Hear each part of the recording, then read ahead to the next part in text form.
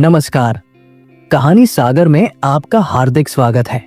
आज सुनिए murder mystery से जुड़ी क्राइम डिटेक्टिव कहानी ब्योमकेश बख्शी। हत्यारा नहीं बल्कि न्याय। शाम के ठीक 7 बजे थे। कोलकाता की कॉलेज स्ट्रीट पर स्थित एक पुराने मकान की ऊपरी मंजिल पर ब्योमकेश बख्शी अपनी आराम कुर्सी पर बैठकर गहरी सोच में डूबे हुए थे। उनके हाथ में सुलगती हुई पाइप थी और आंखें किसी अदृश्य बिंदु पर स्थिर थी। पास ही बैठी सत्यवती ने उनकी ओर देखा और मुस्कुराते हुए कहा, तुम्हारी ये मुद्रा देखकर मुझे अक्सर डर सा लगने लगता है ब्योमकेश। जरूर कोई नई पहेली तुम्हारे दिमाग में घूम रही है।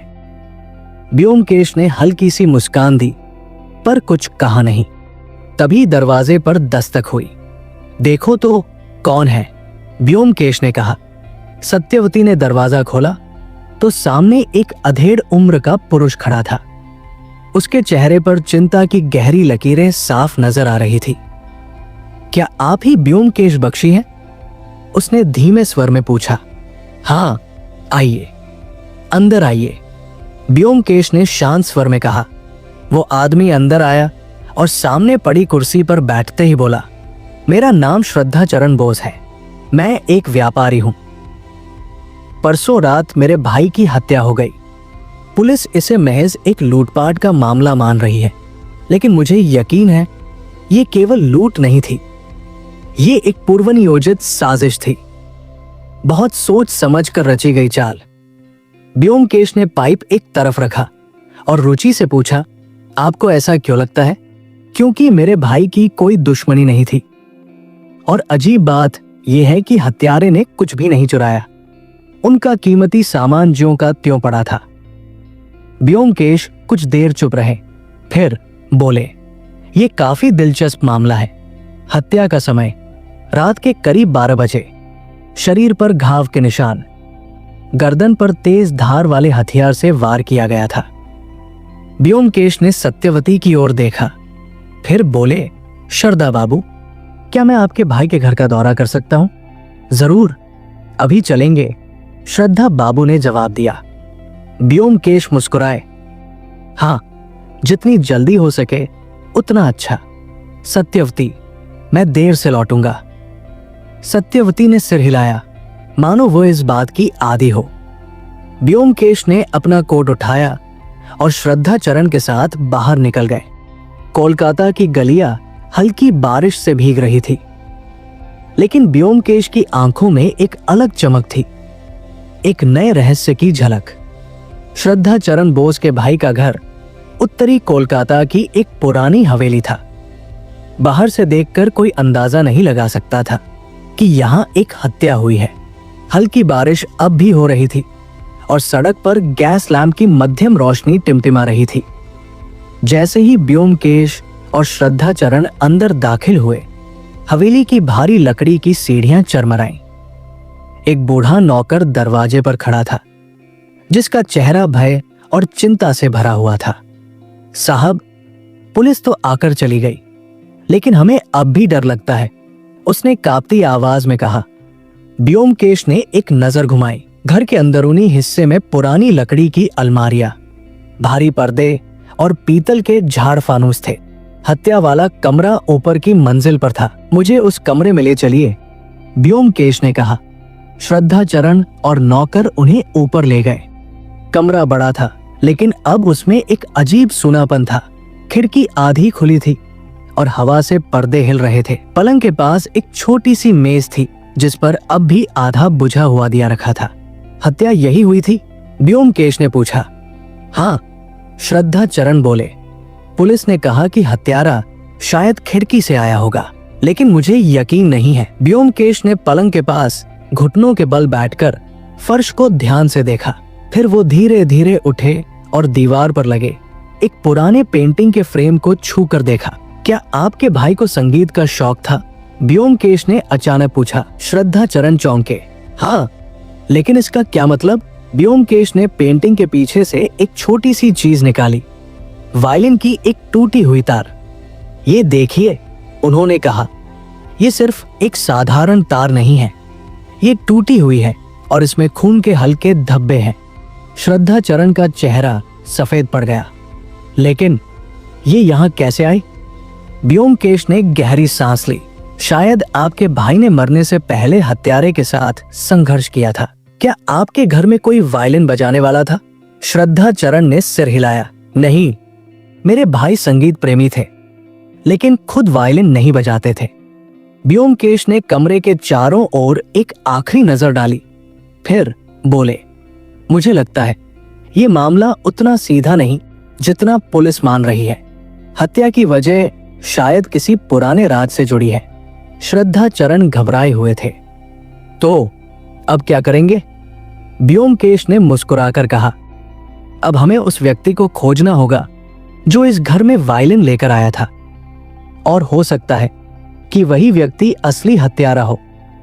ब्योमकेश ने कमरे से बाहर निकलने से पहले एक आखिरी नजर हत्या वाले स्थान पर डाली। उन्होंने खिड़की की ओर देखा और धीरे से कहा, खिड़की आधी खुली थी, पर बारिश के कोई निशान अंदर नहीं थे। इसका मतलब हत्यारा इस खिड़की से नहीं आया था। श्रद्धा चरण ने चौंक कर पूछा, तो फिर हत्यारा अंदर से आया था? शायद। उन्होंने धीरे से कहा, मुझे घर के बाकी लोगों से बात करनी होगी। कौन कौन मौजूद था उस रात? श्रद्धा चरण ने गिनती की। मेरे भाई, उनका पुराना नौकर गणेश, एक नया नौकर सुरेश, और घर में काम करने वाली हमारी कुक मालती। ब्योमकेश ने सिर हिलाया। हम सबसे बात करेंगे। पहले गणेश से मिलते हैं। गणेश वफादार नौकर या कुछ और? गणेश उम्रदराज था। उसकी आंखों में भय था, लेकिन वो शांत था। साहब, मालिक बहुत अच्छे थे, उनका किसी से बैर नहीं था। उसने कहा, हत्या की रात तुमने क्या देखा? ब्योमकेश ने पूछा। मैं रात 10 बजे अपने कमरे में चला गया था। सुबह 5 बजे उठकर मैंने साहब को मृत पाया। कोई अजीब आवाज, किसी का आना जाना? गणेश ने सिर हिलाया। नहीं साहब, घर एकदम शांत था। ब्योमकेश ने गणेश के चेहरे को ध्यान से देखा। तुम्हें अपने नए साथी सुरेश पर कोई शक है? गणेश हिचकिचाया, फिर बोला, वो नया आदमी है साहब, बस 1 महीने पहले आया था। सुरेश की आंखों में एक अजीब सी बेचैनी थी। वो बार बार अपने हाथ मल रहा था। तुमने उस रात कुछ सुना? नहीं साहब, मैं तो गहरी नींद में था। सुरेश ने कहा, तुम यहां नौकरी करने से पहले कहां थे? सुरेश झिझका, फिर बोला, एक वकील के यहां काम करता था। ब्योमकेश ने उसकी आंखों में देखा। क्या तुम्हें संगीत पसंद है? सुरेश चौंक गया, फिर सिर झुका लिया। जी हां, मैं वायलिन बजाना जानता हूं। ब्योमकेश मुस्कुराए। वायलिन की टूटी हुई तार के बारे में क्या जानते हो? सुरेश के माथे पर पसीना आ गया। मैं नहीं जानता साहब। ब्योमकेश ने हल्की मुस्कान के साथ सत्यन्वेषी की शैली में कहा, मैं सच का पता लगाना जानता हूं सुरेश, और मुझे यकीन है कि तुम कुछ छिपा रहे हो। सुरेश की पेशानी पर पसीने की बूंद उभर आई थी। उसने ब्योमकेश की आंखों में देखा और फिर नजरें झुका ली। सुरेश, तुम झूठ बोल रहे हो।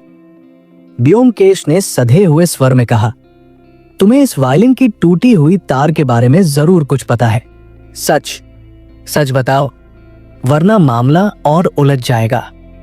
सुरेश ने होठ काटे, फिर धीरे से बोला, साहब, मैं इस घर में काम करने नहीं, बल्कि किसी को खोजने आया था। श्रद्धा चरण चौंक गए। खोजने? किसे? सुरेश ने गहरी सांस ली। बाबूजी, मतलब आपके भाई, मेरे पिता थे। कमरे में सन्नाटा छा गया। सुरेश कौन था? क्या? श्रद्धा चरण लगभग चिल्ला पड़े। हाँ, बाबूजी ने कभी किसी को नहीं बताया, लेकिन मेरी मां, एक पुरानी कहानी थी जिन्हें वो भुला देना चाहते थे। सुरेश ने कहा, मैं इस घर में इसलिए आया था ताकि उनसे मिल सकूं, लेकिन अब वो नहीं रहे। ब्योमकेश ने गौर से देखा। और तुम ये सब पहले क्यों नहीं बोले? क्योंकि अगर मैं कहता कि मैं उनका बेटा हूं तो शायद कोई मुझे यहां घुसने नहीं देता। व्योमकेश ने सिर हिलाया। लेकिन इसका मतलब ये नहीं कि हत्या तुमने की। सुरेश के चेहरे पर भय के भाव थे। नहीं साहब, मैंने नहीं मारा। मैं तो उनसे बस एक बार बात करना चाहता था। लेकिन जब मैं उनके कमरे में गया तब वो पहले ही मर चुके थे। मैं डर के मारे भाग आया। एक नया सुराग। व्योमकेश कुछ देर सोचते रहे। फिर उन्होंने पूछा, जब तुम उनके कमरे में गए तो क्या वहां कुछ अजीब देखा? सुरेश ने सिर झुका लिया। हाँ, मैंने एक आदमी को भागते हुए देखा था, लेकिन अंधेरे में मैं उसका चेहरा नहीं देख पाया। बस इतना याद है कि उसके हाथ में एक सफेद रुमाल था जिस पर लाल रंग के धब्बे थे। व्योमकेश के होठों पर हल्की मुस्कान उभरी। तो अब हमें उस आदमी को खोजना होगा जिसके पास खून से सना सफेद रुमाल था। और मुझे लगता है वो घर के बाहर नहीं बल्कि यही कहीं छिपा है।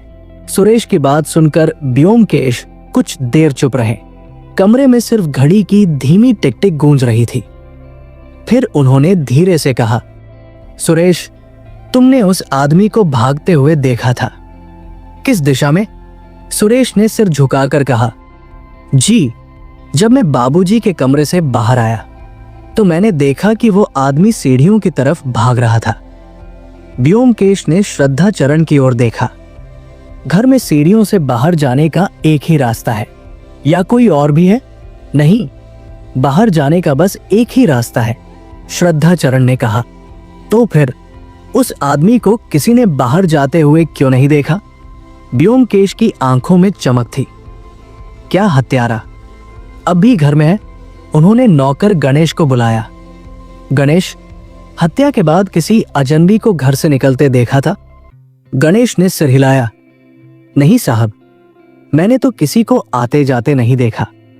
व्योमकेश ने हल्की मुस्कान के साथ कहा, इसका मतलब हत्यारा अब भी यही कहीं छिपा हुआ है।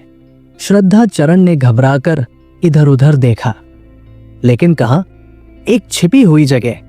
व्योमकेश कमरे से बाहर निकले और धीरे धीरे सीढ़ियों से नीचे आए। उन्होंने हर कोने को ध्यान से देखा। फिर अचानक एक जगह रुक गए। सीढ़ियों के नीचे एक पुरानी लकड़ी की अलमारी थी। उन्होंने धीरे से उसका हैंडल घुमाया। अलमारी का दरवाजा खुलते ही एक दुबला पतला आदमी घबराया हुआ बाहर निकल आया। उसके हाथ में वही सफेद रुमाल था जिस पर खून के धब्बे थे। बचाओ मुझे, कुछ मत करना, वो कांपते हुए चिल्लाया। व्योमकेश ने उसे घूर कर देखा। तो तुम ही हो हत्यारे। हत्यारे का खुलासा। श्रद्धाचरण चौंक गए। ये कौन है? शायद इस हत्या की असली वजह अब सामने आएगी। व्योमकेश ने कहा। वो आदमी थर थर कांप रहा था। मैंने उन्हें नहीं मारा। मैंने बस उन्हें धमकाने की कोशिश की थी। धमकाने? श्रद्धाचरण की आंखें चौड़ी हो गई। व्योमकेश ने शांति से पूछा, तुम्हारा नाम क्या है?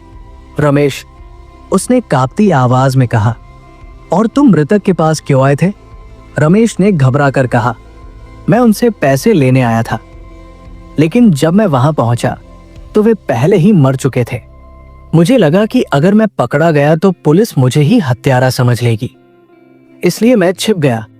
व्योमकेश ने उसकी आंखों में झांक कर देखा। क्या तुम सच बोल रहे हो? रमेश ने सिर हिलाया। हाँ साहब, मैंने किसी को नहीं मारा। तो असली हत्यारा कौन है? व्योमकेश कुछ देर सोचते रहे। फिर उन्होंने धीरे से कहा, अगर रमेश हत्यारा नहीं है तो फिर असली हत्यारा कौन है और उसने हत्या क्यों की? कमरे में सन्नाटा छा गया। रहस्य अभी पूरी तरह सुलझा नहीं था। रमेश थर-थर कांप रहा था। उसके हाथों में वही सफेद रुमाल था जिस पर खून के धब्बे थे। व्योमकेश ने उसे गौर से देखा और फिर धीरे से बोले, रमेश, अगर तुमने हत्या नहीं की तो खून तुम्हारे रुमाल पर कैसे आया? रमेश ने घबराकर कहा, जब मैं कमरे में पहुंचा तो बाबूजी जमीन पर पड़े थे। मुझे समझ नहीं आया कि क्या करूं। इसलिए मैंने उनके कंधे को हिलाया। शायद तभी उनके खून के धब्बे मेरे रुमाल पर लग गए। श्रद्धा चरण अभी भी सदमे में थे। लेकिन तुम पैसे लेने क्यों आए थे? मेरे भाई से तुम्हारा क्या संबंध था? रमेश ने सिर झुका लिया। आपके भाई का मुझ पर बहुत बड़ा एहसान था। उन्होंने मुझे पहले भी कई बार पैसे दिए थे। मैं मुसीबत में था और इस बार भी मैं उन्हीं से मदद मांगने आया था। ब्योमकेश दानकोप्पा में टहलते हुए अब तक के सारे सुरागों पर विचार कर रहे थे। उन्होंने धीरे से पूछा, रमेश, जब तुम कमरे में पहुंचे तो दरवाजा खुला था या बंद? थोड़ा खुला था, रमेश ने जवाब दिया। ब्योमकेश ने एक गहरी सांस ली। इसका मतलब है कि हत्यारा बाहर से नहीं आया, बल्कि पहले से ही कमरे में मौजूद था। श्रद्धा चरण चौंक गए। क्या मतलब? मतलब ये कि ये हत्या अचानक नहीं हुई, बल्कि सोची समझी साजिश थी। हत्यारा पहले से ही कमरे में छिपा था और सही मौके का इंतजार कर रहा था। एक नया शक। ब्योमकेश ने एक बार फिर हत्या वाले कमरे में जाकर हर चीज का निरीक्षण किया। फिर उन्होंने मेज पर रखे एक छोटे से शीशे के टुकड़े को उठाया और मुस्कुराए। अब पहेली लगभग सुलझ गई है। श्रद्धा चरण और रमेश ने चौंक कर उनकी ओर देखा। क्या आपको असली हत्यारे का पता चल गया? ब्योमकेश ने सिर हिलाया। हाँ, लेकिन मुझे बस एक आखिरी पुष्टि चाहिए। अब समय आ गया है कि हम असली गुनहगार को बेनकाब करें। ब्योमकेश ने शीशे का टुकड़ा हथेली पर रखा और उसकी चमकती सतह को गौर से देखा। यह मामूली शीशा नहीं था। यह किसी चश्मे या कांच के बर्तन का टुकड़ा नहीं लगा, बल्कि ऐसा लग रहा था जैसे ये किसी की अंगूठी से गिरा हो। श्रद्धा चरण बेचैन होकर बोले, आप क्या सोच रहे हैं ब्योमकेश बाबू? ब्योमकेश ने हल्की मुस्कान के साथ कहा, मैं सोच रहा हूं कि हत्यारे ने कुछ ऐसा किया जिसकी उसे उम्मीद नहीं थी और इसी जल्दबाजी में उसने एक अहम सुराग छोड़ दिया। कौन सा सुराग? ब्योमकेश ने हाथ में शीशे का टुकड़ा उठाया और रमेश को दिखाया। क्या तुमने ये टुकड़ा हत्या के समय कमरे में देखा था? रमेश ने सिर हिलाया। नहीं साहब, जब मैं अंदर गया था तो मैंने इसे नहीं देखा। ब्योमकेश की आंखों में चमक थी। मतलब ये कि ये शीशा हत्या के बाद यहां गिरा और हत्यारा जब भाग रहा था तभी ये उसके पास से गिरा होगा। कौन पहनता था ऐसी अंगूठी? ब्योमकेश ने धीरे धीरे घर के लोगों के हाथों की ओर देखा। गणेश, पुराना नौकर, उसकी उंगलियों में कोई अंगूठी नहीं थी। सुरेश, मृतक का बेटा, उसके हाथ खाली थे। श्रद्धा चरण, उसके हाथ में सोने की एक साधारण अंगूठी थी, लेकिन उसमें कांच नहीं था। मालती, रसोइया, जिसने अभी तक कुछ नहीं कहा था, उसकी उंगलियों में 2 चांदी की अंगूठियां थी। और फिर ब्योमकेश की नजर एक शख्स पर ठहरी। सुरेश, उसकी दाहिनी हाथ की छोटी उंगली में एक पतली कांच जड़ी अंगूठी थी, लेकिन अब उसमें कांच नहीं था। सच्चाई सामने आने लगी। ब्योमकेश ने धीरे से कहा, सुरेश, तुम्हारी अंगूठी का कांच कहाँ गया? सुरेश एकदम चौंक गया। मुझे नहीं पता, शायद गिर गया होगा। क्या वो इस टुकड़े से मेल खाता है? ब्योमकेश ने शीशे का टुकड़ा उसकी ओर बढ़ाया। सुरेश के चेहरे का रंग उड़ गया। वो लड़खड़ाया, फिर तेजी से दरवाजे की ओर भागा।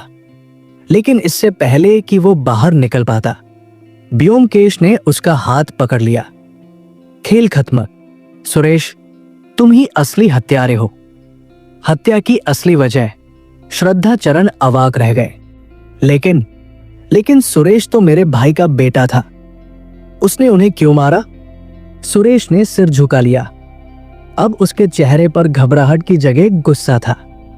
हाँ, मैं उनका बेटा था, लेकिन उन्होंने मुझे कभी अपनाया नहीं। उन्होंने मुझे पैसे दिए, पर कभी पिता की तरह नहीं देखा। जब मैं उनके पास गया और कहा कि मैं उनका बेटा हूं, उन्होंने मुझे धक्का देकर निकाल दिया। गुस्से में मैंने वायलिन की तार से उनका गला घोंट दिया। कमरे में सन्नाटा छा गया। ब्योमकेश ने शांति से कहा, इंसाफ कभी खून से नहीं मिलता सुरेश। तुमने जो किया उसका अंजाम भुगतना होगा। सुरेश ने नजरें झुका ली। पुलिस को बुलाया गया और उसने अपना गुनाह कबूल कर लिया। खूनी नहीं, इंसाफ। श्रद्धा चरण ने ब्योमकेश की ओर देखा। अगर आप ना होते तो ये मामला कभी सुलझ ही नहीं पाता। ब्योमकेश ने हल्का मुस्कुराते हुए कहा, सत्य ही सबसे बड़ा न्याय है और सत्य को सामने आना ही था। सुरेश को पुलिस के हवाले कर दिया गया, लेकिन ब्योमकेश के दिमाग में अब भी कुछ सवाल घूम रहे थे। सब कुछ इतना आसान कैसे हो सकता था? क्या सुरेश सच में असली हत्यारा था या फिर वो किसी और की चाल में फंस गया था? सत्यवती, जो अब तक चुपचाप बैठी सब कुछ देख रही थी, अचानक बोल पड़ी, तुम्हें नहीं लगता कि मामला कुछ अधूरा सा लग रहा है? ब्योमकेश मुस्कुराए। हाँ, मुझे भी यही लग रहा है। श्रद्धा चरण ने चौंक कर पूछा, क्या मतलब? क्या सुरेश ने हत्या नहीं की? ब्योमकेश ने धीरे से कहा, शायद की हो, लेकिन एक सवाल अब भी बचा है। हत्या का असली मकसद क्या था? सुरेश की कबूलनामे में कुछ गड़बड़ थी।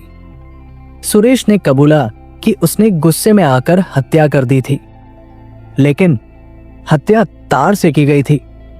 सवाल यह था, क्या कोई गुस्से में अचानक किसी को मारने के लिए इतने जटिल तरीके का चुनाव करेगा?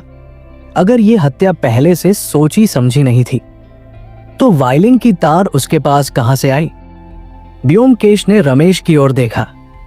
तुमने कहा था कि तुमने किसी को भागते हुए देखा था और उसके हाथ में खून से सना रुमाल था, है ना? रमेश ने सिर हिलाया। हाँ साहब, लेकिन क्या तुमने ये बताया कि वो लंबा था या छोटा? रमेश सोच में पड़ गया। साहब, अंधेरा था, पर हाँ, वो सुरेश जितना लंबा नहीं था। कमरे में सन्नाटा छा गया। तो क्या असली हत्यारा कोई और था? ब्योमकेश ने धीरे धीरे कमरे में टहलते हुए कहा, अब इस मामले को नए सिरे से देखना होगा। हत्या किसी ने की, लेकिन सुरेश को फंसाने की कोशिश की गई और असली हत्यारा अब भी खुला घूम रहा है। श्रद्धा चरण की आंखें चौड़ी हो गई। तो फिर असली कातिल कौन है? ब्योमकेश ने मुस्कुराते हुए कहा, यही तो अब पता लगाना बाकी है। सुरेश के पकड़े जाने के बावजूद ब्योमकेश की जिज्ञासा शांत नहीं हुई थी। हत्या का तरीका, वायलिन की टूटी तार और रमेश के बयान में एक गहरी साजिश की गंध थी।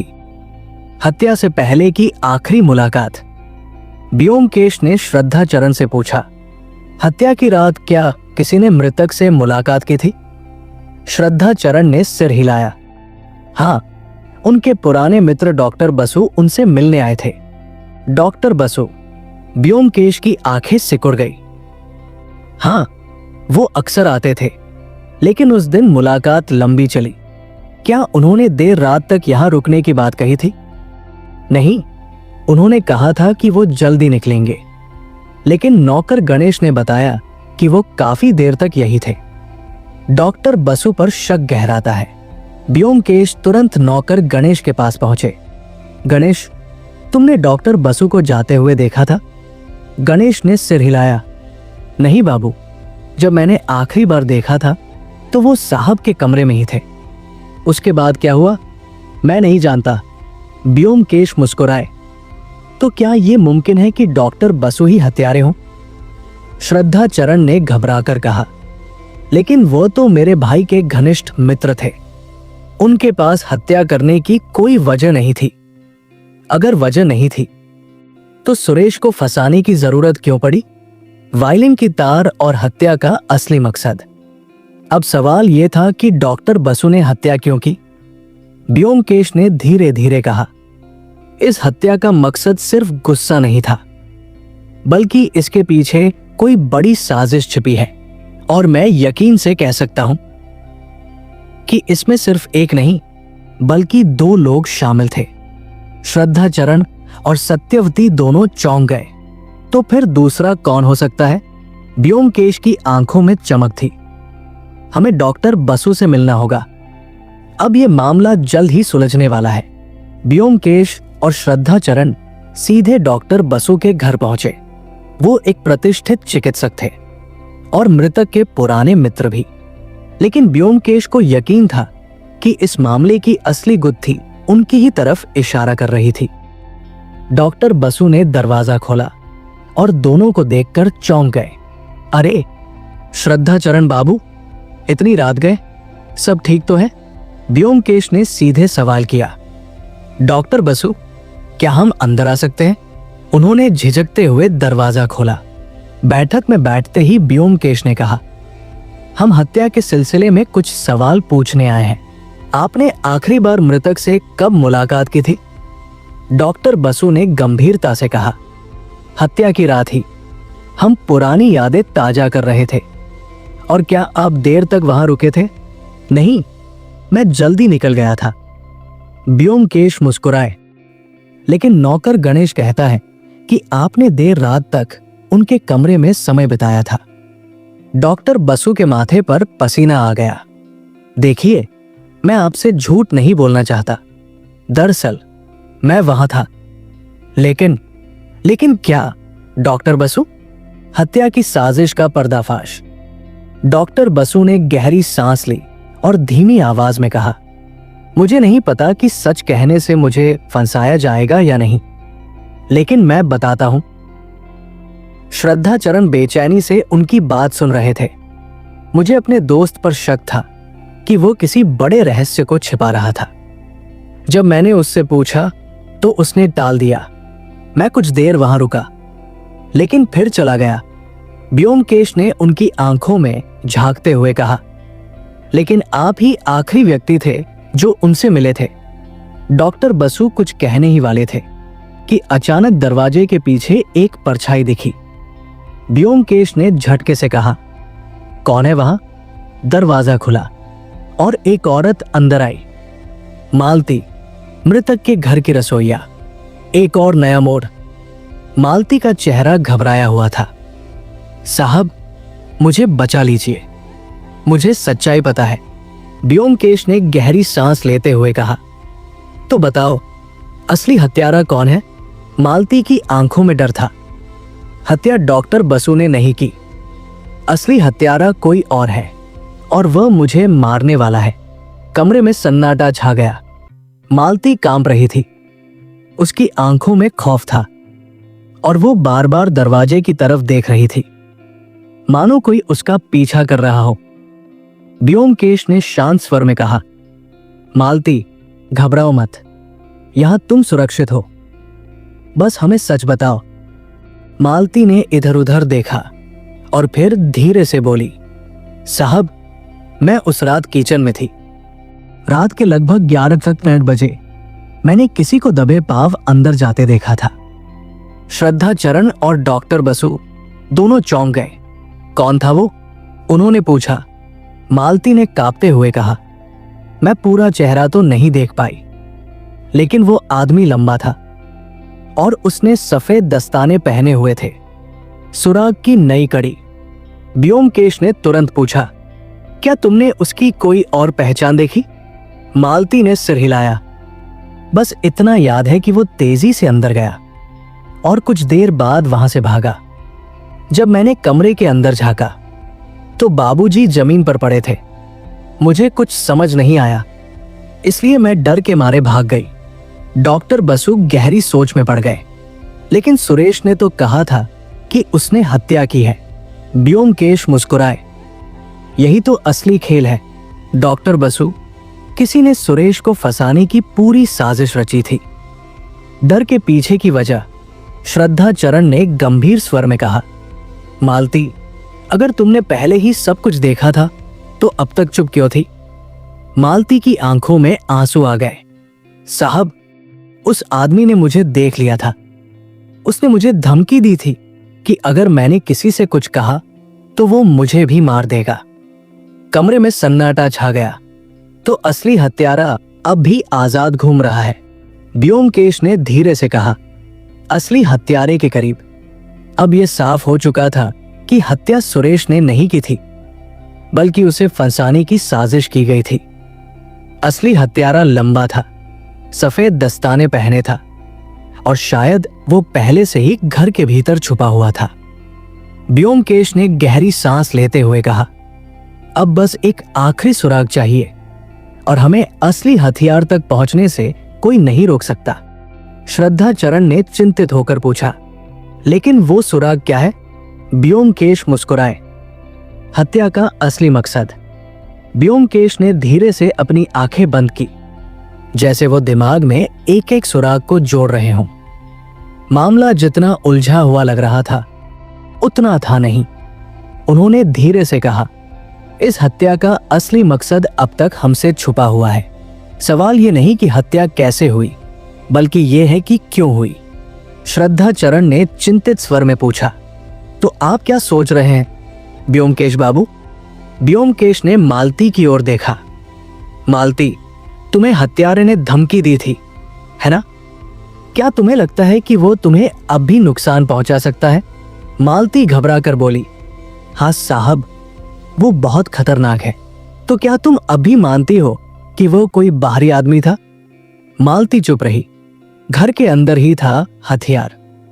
ब्योमकेश ने गंभीर स्वर में कहा, यह हत्या किसी बाहरी ने नहीं की थी। असली हत्यारा घर का ही कोई सदस्य है। श्रद्धा चरण सन्न रह गए।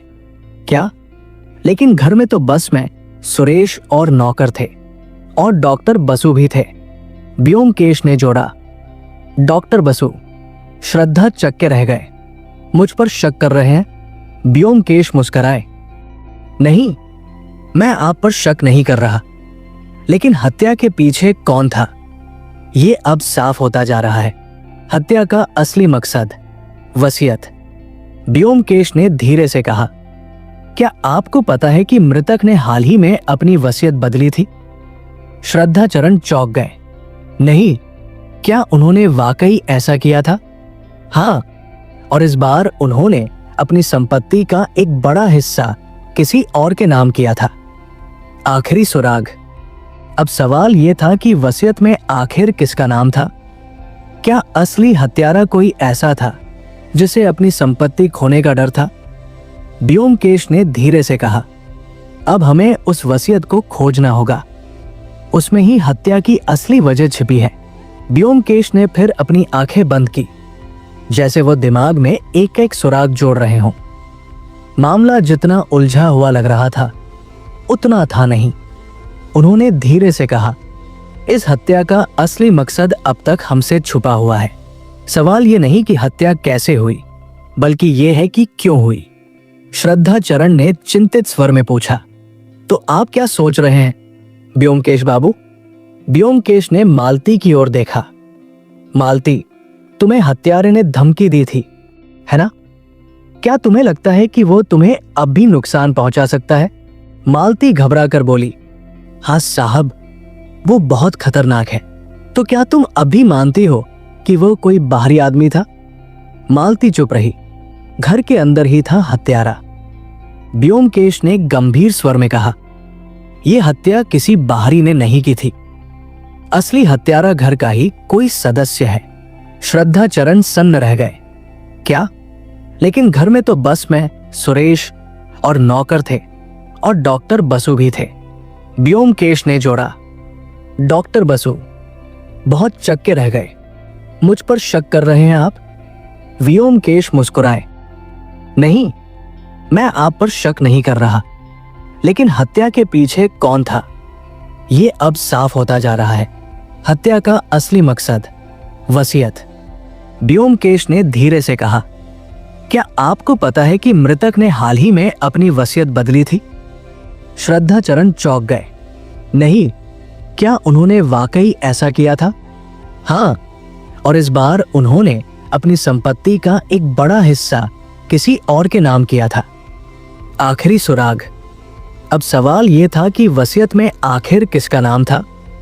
क्या असली हत्यारा कोई ऐसा था जिसे अपनी संपत्ति खोने का डर था?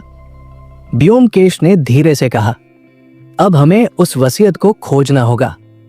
उसमें ही हत्या की असली वजह छिपी है। ब्योमकेश अब पूरी तरह से आश्वस्त थे कि हत्या का असली मकसद संपत्ति से जुड़ा था। सवाल यह था कि वसीयत में किसका नाम था? क्या इसी वजह से किसी ने हत्या की थी? वसीयत की तलाश। श्रद्धा चरण ने माथे पर हाथ रखकर कहा, लेकिन वसीयत कहां मिलेगी? भाई साहब ने कभी इसके बारे में बात नहीं की थी।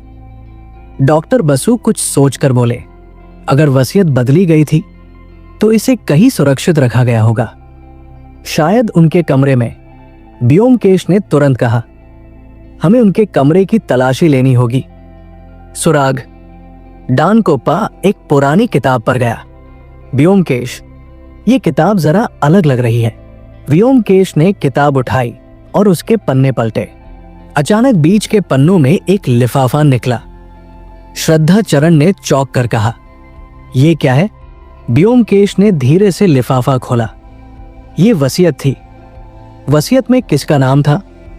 ब्योमकेश ने जल्दी से वसीयत पढ़नी शुरू की। कुछ देर बाद उन्होंने गहरी सांस ली और कहा, अब मामला पूरी तरह साफ हो गया। श्रद्धा चरण घबराकर बोले, किसका नाम था वसीयत में? ब्योमकेश ने पेपर सामने रखते हुए कहा, यहां लिखा है कि मृतक ने अपनी सारी संपत्ति सुरेश के नाम कर दी थी। कमरे में सन्नाटा छा गया। तो क्या हत्यारा श्रद्धा चरण था? डॉक्टर बसु हैरान रह गए। तो इसका मतलब कि श्रद्धा चरण बाबू ने? श्रद्धा चरण तुरंत बोले, नहीं, मैं निर्दोष हूं। मुझे इस वसीयत के बारे में कुछ पता नहीं था। लेकिन ब्योमकेश की आंखें किसी और तरफ देख रही थी। उन्होंने धीरे से कहा, श्रद्धा चरण निर्दोष है। असली हत्यारा कोई और है और वो इस कमरे में मौजूद है। कमरे में घना सन्नाटा था। हर किसी की नजरें ब्योमकेश पर टिकी थी। वसीयत की सच्चाई सामने आ चुकी थी। मृतक ने अपनी सारी संपत्ति सुरेश के नाम कर दी थी। श्रद्धा चरण ने गहरी सांस लेते हुए कहा, अगर मैं निर्दोष हूं तो फिर हत्यारा कौन है? ब्योमकेश ने कमरे में घूमते हुए कहा, जिसने हत्या की उसने सिर्फ हत्या नहीं की बल्कि चालाकी से सुरेश को फंसाने की योजना भी बनाई थी। यानी ये हत्या गुस्से या झगड़े में नहीं हुई बल्कि पहले से सोची समझी थी। डॉक्टर बसु ने घबराकर कहा, लेकिन कौन कर सकता है ऐसा? ब्योमकेश ने धीरे से कहा, जिसने ये वसीयत देखी थी और जिसे ये संपत्ति नहीं मिलने वाली थी। मालती की घबराहट। इतना सुनते ही मालती पीछे हटने लगी। उसका चेहरा सफेद पड़ गया था। ब्योमकेश ने उसकी ओर देखा और शांत स्वर में कहा, कहीं तुम कुछ छुपा तो नहीं रही मालती? मालती कांपने लगी। नहीं साहब, मैं तो बस। झूठ मत बोलो। ब्योमकेश की आवाज अचानक कड़ी हो गई। सत्यवती ने धीरे से कहा, मालती, अगर तुम सच बताओगी तो शायद तुम्हारी सजा कम हो जाए। मालती रो पड़ी, साहब, मैंने किसी को नहीं मारा, लेकिन मैंने सब कुछ देखा था। असली हत्यारा कौन है? ब्योमकेश ने गहरी सांस लेते हुए कहा, अब बताओ, उस रात क्या हुआ था? मालती ने कांपते हुए कहा, रात के करीब 11 बजे जब मैंने किसी को अंदर जाते देखा था तो वो सुरेश नहीं था, वो गणेश था। गणेश? श्रद्धा चरण चौंक गए। हाँ साहब, नौकर गणेश ही असली हत्यारा है। गणेश की साजिश। ब्योमकेश मुस्कुराए। अब सब कुछ साफ हो गया। गणेश लंबे समय से इस घर में काम कर रहा था। उसे लगा होगा कि मालिक उसकी भी देखभाल करेंगे, लेकिन जब उसने वसीयत में देखा कि सारी संपत्ति सुरेश के नाम कर दी गई है तो वो गुस्से से भर गया। डॉक्टर बसु ने कहा, तो उसने सुरेश को फंसाने की योजना बनाई? बिल्कुल। उसने पहले मालिक की हत्या की और फिर सुरेश के कमरे में खून से सना कपड़ा रख दिया ताकि पुलिस को वही दोषी लगे। गणेश को पकड़ने का प्लान। अब सबसे बड़ा सवाल यह था, गणेश को कैसे पकड़ा जाए? ब्योमकेश ने गहरी सांस लेते हुए कहा, हमें एक जाल बिछाना होगा। अगर मैं सही हूं तो गणेश अब भी यही कहीं छुपा हुआ है और जैसे ही उसे लगेगा कि उसकी साजिश उजागर हो चुकी है। वो भागने की कोशिश करेगा। गणेश का नाम सामने आते ही श्रद्धा चरण और डॉक्टर बसु के चेहरे पर अविश्वास के भाव थे। गणेश, हमारे घर का पुराना नौकर? श्रद्धा चरण ने चौंक कर कहा। व्योमकेश ने सिर हिलाया। हाँ, और अगर गणना सही है तो वो अब भी घर में ही छिपा हुआ होगा। जैसे ही उसे पता चलेगा कि हमने सच्चाई जान ली है, वो भागने की कोशिश करेगा। एक चालाकी भरा दाव। व्योमकेश ने सभी को इशारे से चुप रहने के लिए कहा। फिर उन्होंने जोर से कहा, अब जब हमें असली हत्यारा मिल गया है तो हमें पुलिस को बुलाकर उसे पकड़वाना होगा। ये सुनते ही सत्यवती समझ गई कि व्योमकेश किसी योजना के तहत ये कह रहे थे। कुछ मिनट तक कमरे में शांति छाई रही, लेकिन फिर धड़ा सीढ़ियों के पास से कुछ गिरने की आवाज आई। व्योमकेश तुरंत बाहर भागे। गणेश की आखिरी कोशिश। गणेश दरवाजे की तरफ भाग रहा था, लेकिन व्योमकेश पहले से तैयार थे। जैसे ही वो मुख्य दरवाजे से बाहर निकलने वाला था, श्रद्धा चरण और डॉक्टर बसु ने उसे दबोच लिया। छोड़ो मुझे, मैंने कुछ नहीं किया। गणेश चीखने लगा। व्योमकेश ने मुस्कुराकर कहा, तुमने कुछ नहीं किया तो फिर भाग क्यों रहे थे? गणेश के चेहरे पर हवाइयां उड़ने लगी।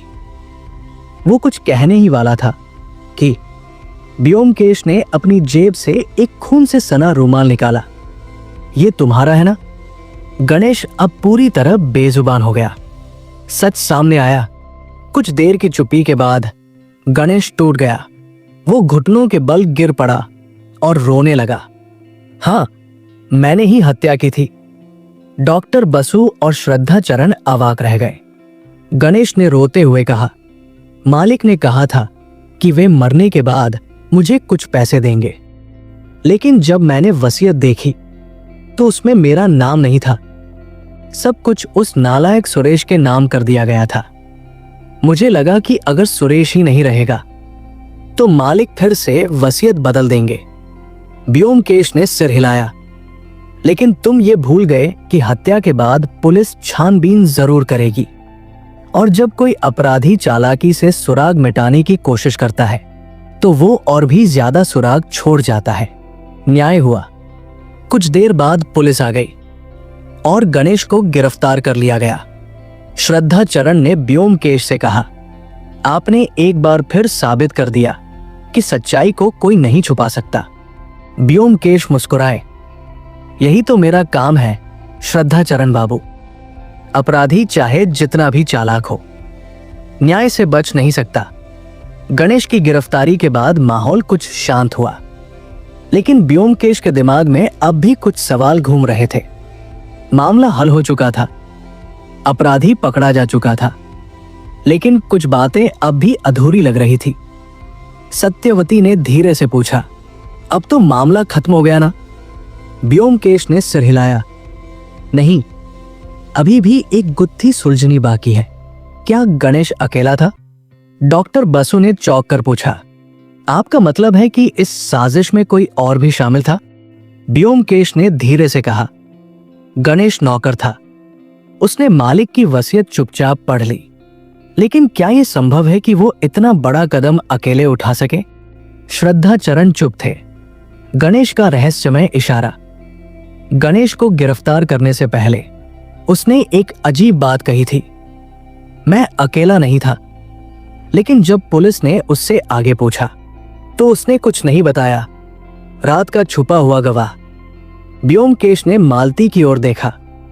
मालती, तुमने कहा था कि तुमने किसी को जाते हुए देखा था, लेकिन क्या तुमने ये भी देखा कि गणेश के साथ कोई और था?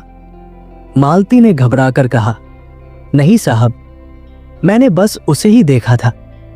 फिर वो रुकी और कुछ सोचने लगी। व्योमकेश ने उत्सुकता से पूछा, लेकिन क्या? मालती ने हिचकते हुए कहा, उस रात मैंने एक और आवाज सुनी थी, बहुत धीमी, किसी के फुसफुसाने की। कोई और था।